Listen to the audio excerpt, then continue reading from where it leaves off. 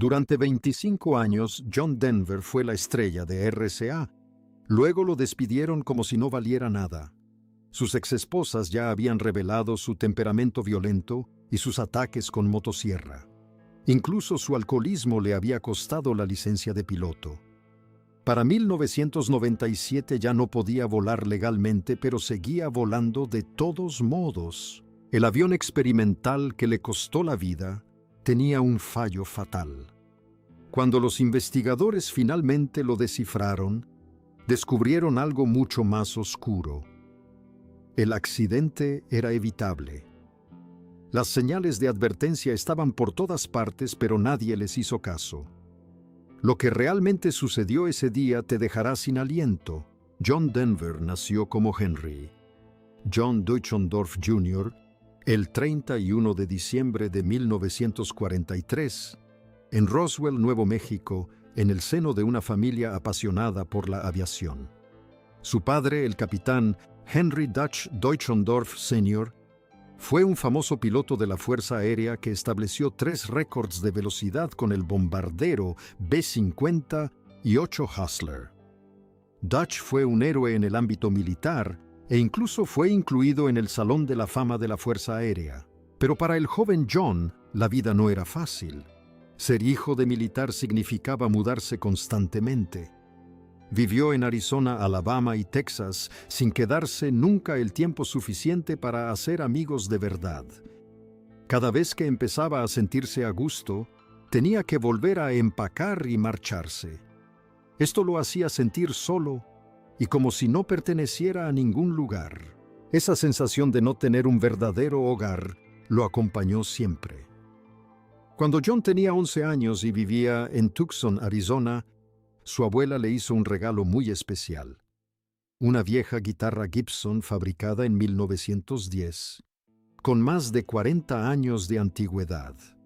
Para un niño que se sintió desarraigado durante gran parte de su vida, esa guitarra se convirtió en algo constante y real. La música le brindó una forma de expresar cosas que no podía poner en palabras.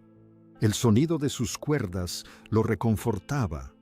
También comenzó a cantar con el coro de niños de Tucson, Arizona, donde aprendió a armonizar y a actuar en el escenario. Formar parte de este famoso grupo le dio un sentido de pertenencia que la escuela jamás podría haberle dado. Para cuando estaba en la preparatoria ya tocaba canciones folclóricas en pequeños conciertos. La música se estaba convirtiendo en algo más que un pasatiempo. Era su manera de encontrarle sentido a la vida.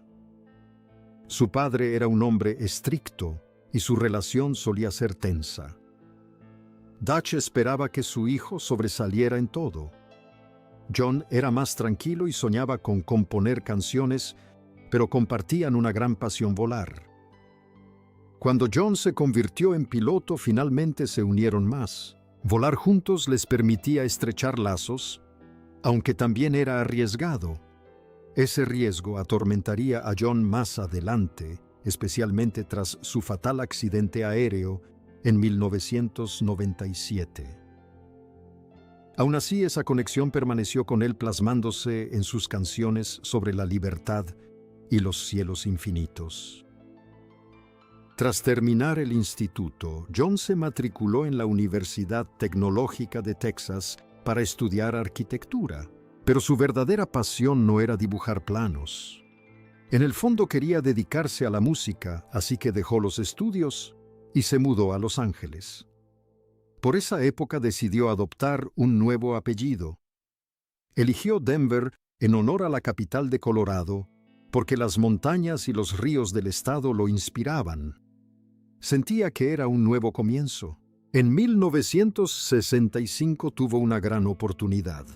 De entre 250 cantantes que audicionaron, fue elegido como vocalista principal del Chad Mitchell Trio. Esta fue su primera gran oportunidad en el mundo de la música. Lo puso en contacto con nuevas audiencias en todo el país y le brindó la experiencia que necesitaba para crecer.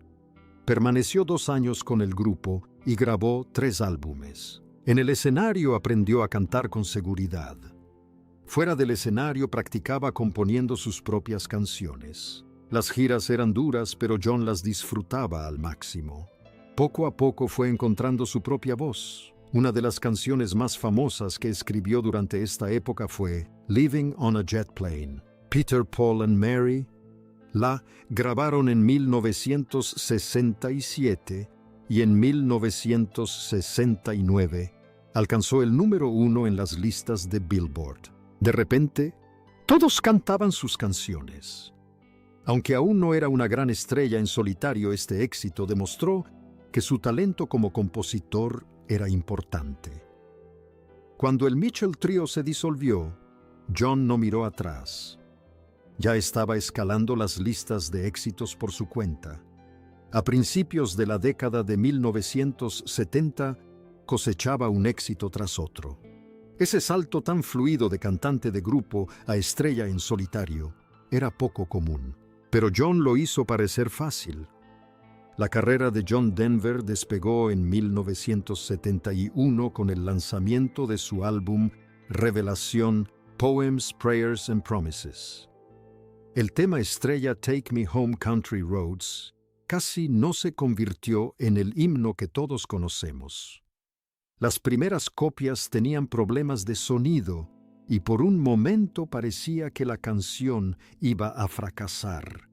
Pero el nuevo manager de Denver, Jerry Winrobe, tenía otros planes. Promocionó la canción intensamente en las emisoras de radio, comenzando en Denver, Colorado. Lanzada el 12 de abril de 1971, tardó algunos meses en popularizarse. Para el 28 de agosto ya había alcanzado el número 2 en la lista Billboard Hot 100.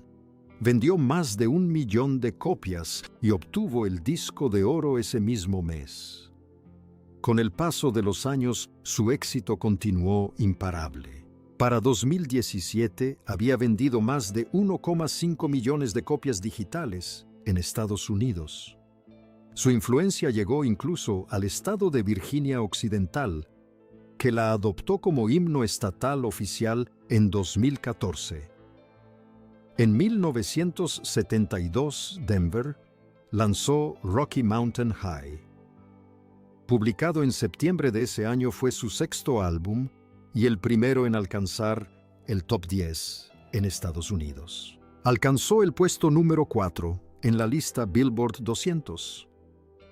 La canción principal se convirtió en uno de los temas más famosos de Denver, llegando al top 10 de la lista Billboard Hot 100 en 1973.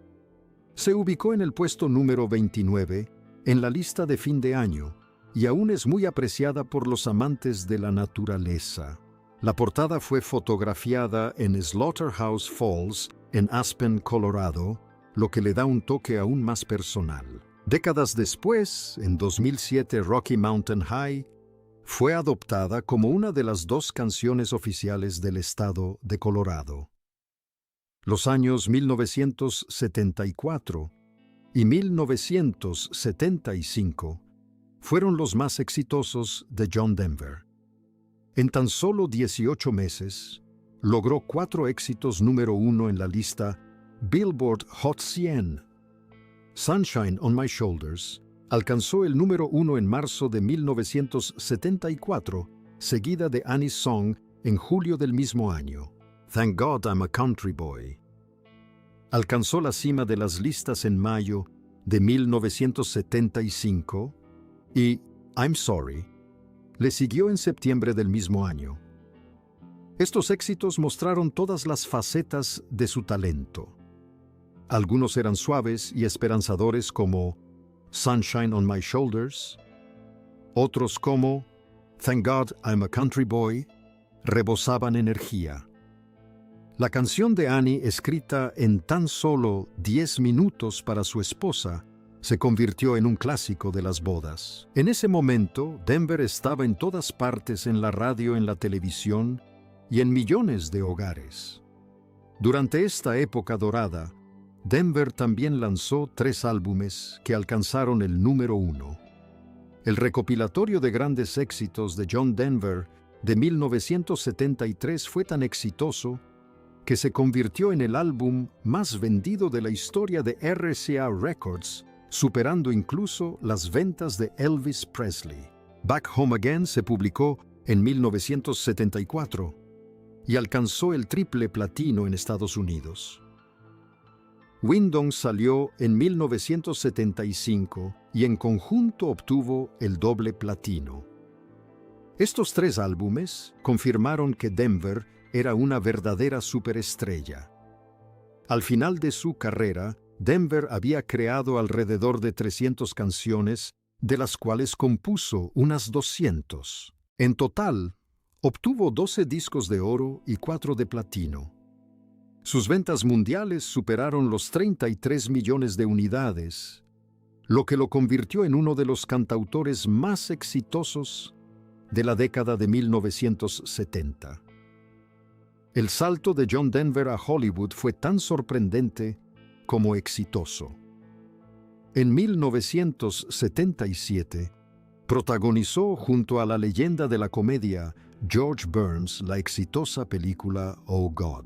Denver nunca había actuado antes, pero su encanto natural y sinceridad conquistaron al público. Dirigida por Carl Reiner y basada en una novela de Avery Corman, la película narra la historia de un gerente de supermercado común y corriente, elegido por Dios para difundir un mensaje divino. La interpretación de Denver se sintió natural y auténtica, lo que facilitó que el público creyera en su personaje. La película fue un gran éxito, recaudando más de 51 millones de dólares en Estados Unidos e incluso recibiendo una nominación al Oscar por su guión. Aunque nunca apareció en las secuelas, este primer papel demostró que Denver podía hacer mucho más que cantar, y lo consagró como un músico excepcional que incursionó en la actuación sin perder el ritmo. Denver también creó un estilo que el público adoró durante toda la década de 1970. Su larga melena rubia, sus gafas de montura metálica y sus camisas vaqueras bordadas se convirtieron en su sello distintivo. Estas camisas fueron diseñadas por Anna Zapp, a quien Denver conoció en una feria de arte en Aspen. Sus coloridos diseños hechos a mano combinaban a la perfección con su imagen sencilla y humilde. Otras estrellas como Willie Nelson y Bonnie Raitt también lucirían sus camisas más adelante. La imagen de Denver era cálida, acogedora y fácilmente reconocible. Se diferenciaba notablemente del estilo más estridente de otros artistas y llegó a representar la sencillez y la sinceridad, características de la música folk y country de la época. Además, logró conquistar al público fuera de Estados Unidos incluso cuando algunos críticos dudaban de su capacidad. Su manager Jerry Winninrobb consideraba fundamental que Denver conectara directamente con sus fans internacionales. Así que, a pesar de algunas dudas, Winninrobb preparó una serie de especiales de televisión para el público británico. Winninrobb explicó que los críticos no iban a convertir a Denver en una estrella, así que irían directamente al público. El plan funcionó a la perfección. El estilo cálido y amigable de Denver, junto con su voz clara, cautivó a la audiencia británica y creó una fiel base de seguidores en toda Europa. Los especiales demostraron que la televisión era una herramienta poderosa para dar a conocer a nuevos artistas en el extranjero y contribuyeron a que Denver se convirtiera en una figura reconocida mundialmente. Los lazos de Denver con Colorado también eran profundos. Tras mudarse a Aspen, se encariñó con el paisaje y el estilo de vida del estado. En 1974, Colorado lo honró como su poeta laureado. 2 años antes, había lanzado Rocky Mountain High, una canción que capturaba la sensación de estar junto a un lago de montaña azul y disfrutar de la tranquilidad del bosque. La canción se convirtió en un himno no oficial de Colorado y finalmente fue nombrada una de sus 2 canciones oficiales del estado en 2007. La conexión de Denver con la región era palpable para la gente. Incluso en Virginia Occidental los legisladores adoptaron su canción Take Me Home Country Roads como una de sus canciones estatales en 2014, lo que demuestra cómo su música evocaba vívidas imágenes de lugares estadounidenses. Denver también fue una estrella de la televisión durante las décadas de 1970 y 1980. Su especial de 1975. Una noche con John Denver, incluso ganó un premio Emmy en horario estelar. Este fue un gran honor que lo colocó junto a algunos de los artistas más respetados de la época. Denver también apareció en muchos otros especiales de televisión, cantando sus éxitos, contando historias y actuando con amigos. Estos programas llevaron su música a los hogares de todo Estados Unidos y del mundo. Cada presentación se sentía personal y sincera, lo que lo convirtió en uno de los artistas más queridos de su época. John Denver era más que un cantante. En 1985 compareció ante el Senado de los Estados Unidos. Los padres habían estado presionando para que se incluyeran etiquetas de advertencia en los álbumes que consideraban demasiado explícitos. Aunque Denver era conocido por sus canciones suaves, alzó la voz. Les contó cómo su propia canción Rocky Mountain High había sido censurada porque alguien pensó que trataba sobre drogas. Eso no era cierto. Denver se mantuvo sereno y firme al defender la libertad de expresión. Muchos pensaron que alguien como él apoyaría las etiquetas de advertencia, pero no fue así. Ese momento cambió el debate para siempre. El mundo de la música aún siente su impacto hoy. Ese mismo año, Denver se convirtió en el primer artista estadounidense en realizar una gira por la Unión Soviética en más de 10 años. La Guerra Fría era tensa. Las tensiones entre ambos países eran muy altas. Denver decidió hacer algo diferente. Ofreció 11 conciertos por toda la URSS. La gira fue mucho más que entretenimiento. Fue un puente entre culturas. La gente de Moscú, Leningrad y Tallinn lo acogió con los brazos abiertos. Incluso quienes no hablaban su idioma comprendieron su mensaje de paz. Denver cantó sobre sus luchas y sus propias esperanzas. Esto lo inspiró a escribir una nueva canción, Let Us Begin, sobre elegir la paz en lugar de la guerra. Las grabaciones de esta gira se convirtieron en su famoso álbum en directo, Live in the USSR. En 1987, Denver regresó a la Unión Soviética tras el desastre de Chernóbil. El accidente nuclear obligó a 92,000 personas a abandonar sus hogares. Miles corrían el riesgo de enfermar. Denver cantó en un concierto benéfico en Moscú. El espectáculo recaudó alrededor de $140 solo con la venta de entradas. Aún más llegó a través de grabaciones. Aquella noche no se trataba de política, sino de compasión y humanidad. El público soviético se sintió comprendido. Denver demostró que una sola persona con una guitarra podía lograr algo poderoso. En 1992, Denver llevó su música a China. Tras años de aislamiento, el pueblo chino sentía curiosidad por él. Canciones como Country Roads ya se cantaban en parques y escuelas. El gobierno chino lo invitó a realizar una gira por varias ciudades. Incluso accedieron a transmitir uno de sus conciertos a más de 2,000 millones de personas.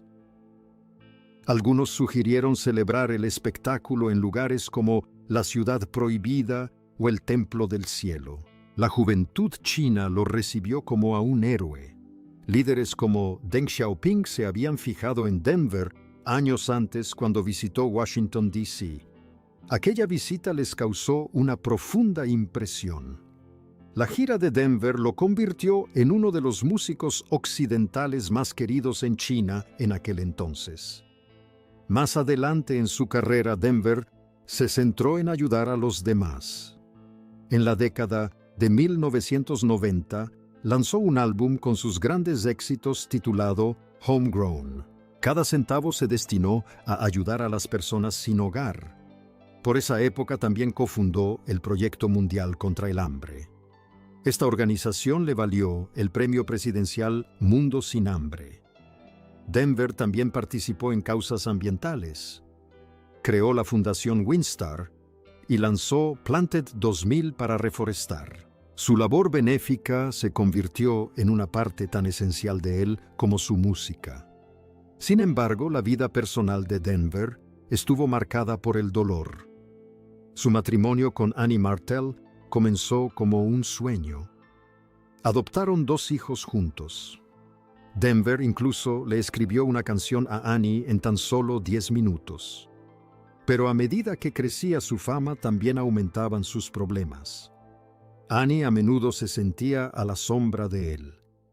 A principios de la década de 1980, decidieron divorciarse. Lo que siguió fue el caos. Denver, normalmente tan apacible en público, se descontrolaba en privado. Según los informes, se volvió iracundo e impredecible. Su divorcio en 1982 fue amargo y triste. Un día después de que Annie cortara algunos de sus robles favoritos en su casa de Álamos, Denver, perdió el control. Apareció con una motosierra. En lugar de gritar, destrozó los muebles. Incluso partió su cama por la mitad.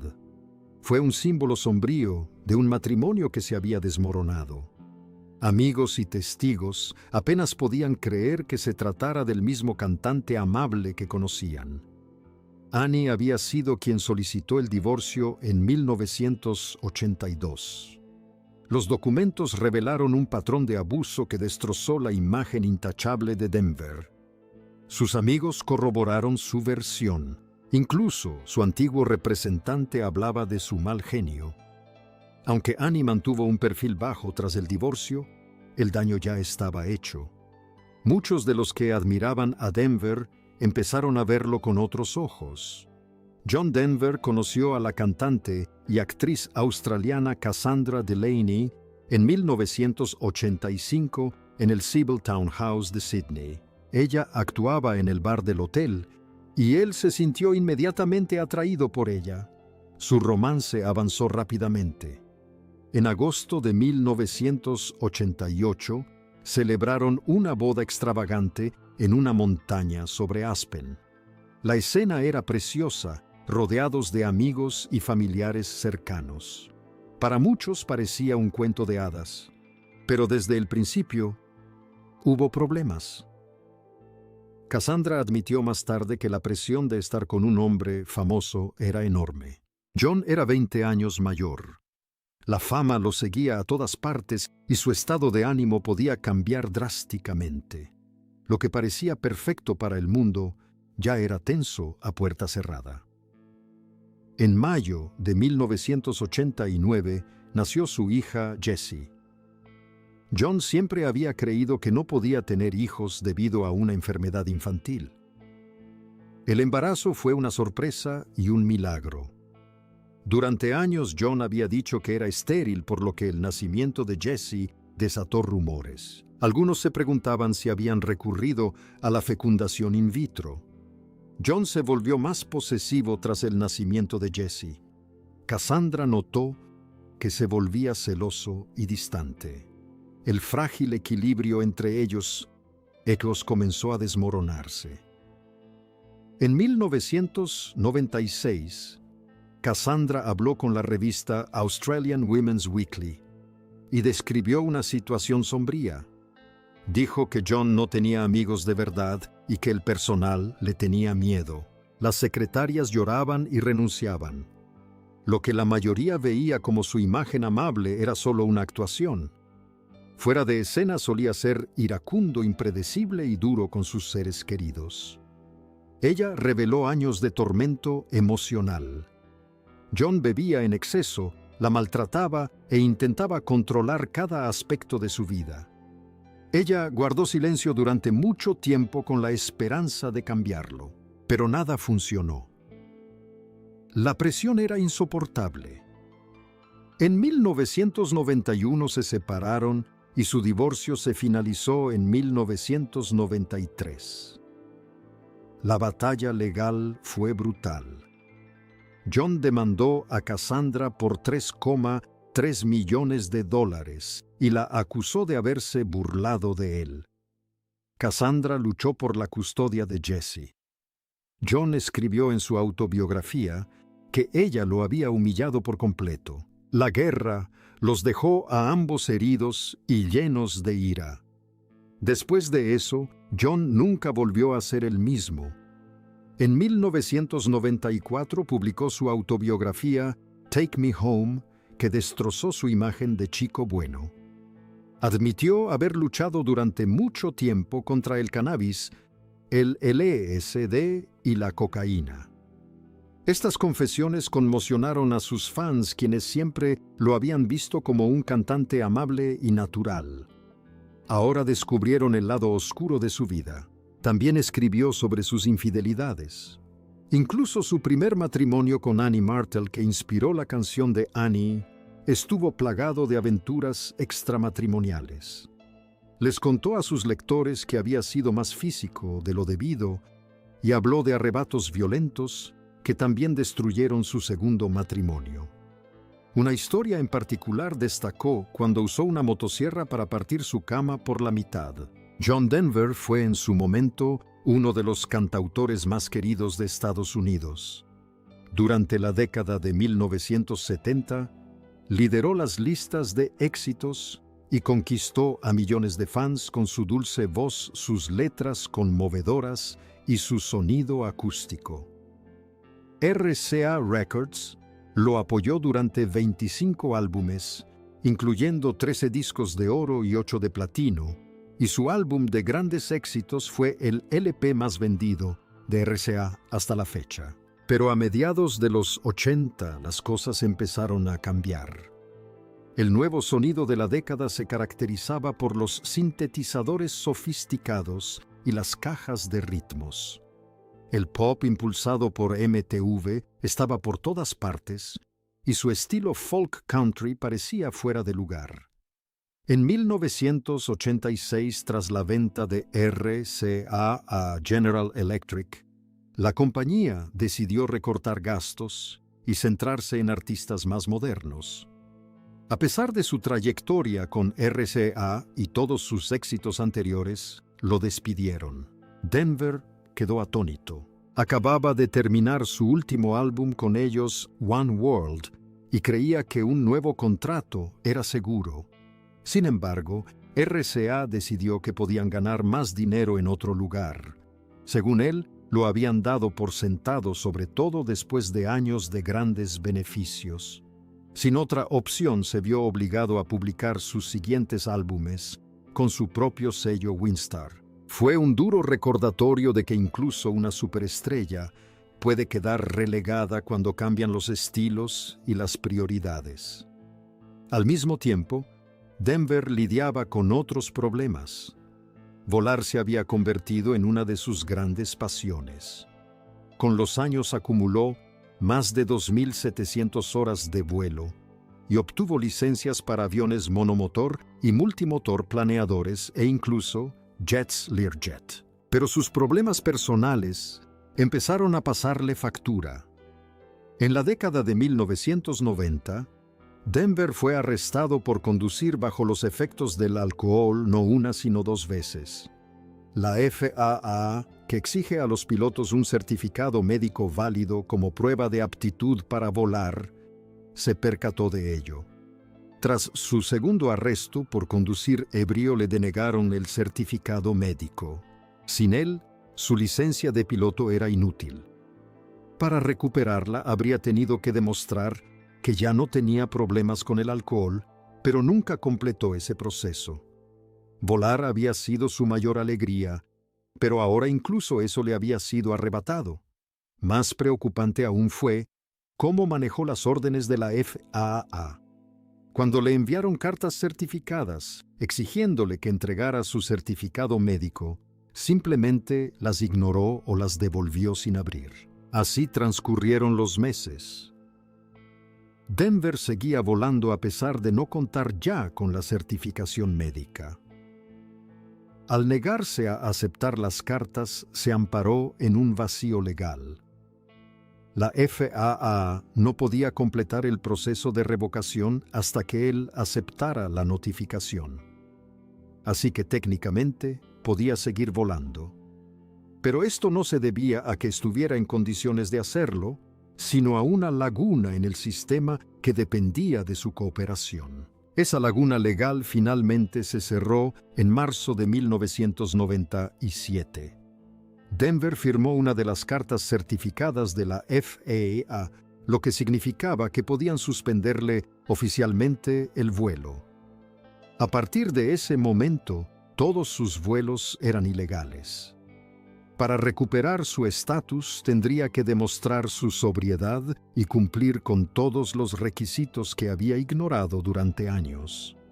Denver optó por no hacerlo. Sin embargo, nada de esto lo alejó de los cielos. El 12 de octubre de 1997 sacó su avión experimental de largo alcance recientemente adquirido para practicar despegues y aterrizajes cerca de Monterey, California. Era un avión pequeño con importantes modificaciones. Denver lo había tenido solo un día y había pasado apenas 30 minutos con un piloto checo antes de volar por su cuenta. El avión estaba tan modificado que resultaba difícil de pilotar. La válvula selectora de combustible, por ejemplo, estaba desplazada 45 grados hacia atrás, lo que le obligaba a girar en su asiento y estirar el brazo por encima del hombro izquierdo. Era rígida y difícil de girar. Incluso necesitaba alicates para moverla correctamente. Para colmo, los indicadores de combustible también estaban detrás de él. Así que no tenía forma de leerlos sin girarse y usar un espejo de mano. Incluso entonces los indicadores no eran claros y solo le daban estimaciones vagas y no lineales de lo que quedaba en el tanque. Una lectura de un cuarto de tanque significaba que en realidad quedaban menos de 5 galones en el tanque de 26 galones. Esa mañana en el aeropuerto de la península de Monterey, Denver, agotó el tanque izquierdo mientras practicaba despegues y aterrizajes. Los testigos oyeron cómo el motor fallaba y luego se apagaba al agotarse el combustible. Denver giró para cambiar al tanque derecho. Para ello tuvo que alcanzar a ciegas detrás de él y usar unos alicates para girar el selector. En el proceso, accionó accidentalmente el pedal del timón derecho. El largo EZ se inclinó bruscamente hacia abajo y en cuestión de segundos se precipitó al Océano Pacífico. Denver murió en el acto. Los investigadores de la Junta Nacional de Seguridad del Transporte determinaron posteriormente que Denver tenía muy poco combustible. Desde el principio aproximadamente 3 galones en un tanque y 6 en el otro, y que su desconocimiento del avión fue una de las principales causas. También mencionaron las modificaciones de diseño inseguras que hacían prácticamente imposible cambiar de combustible en pleno vuelo. Aunque era un piloto experimentado, no se había preparado adecuadamente para las exigencias de este avión. El informe de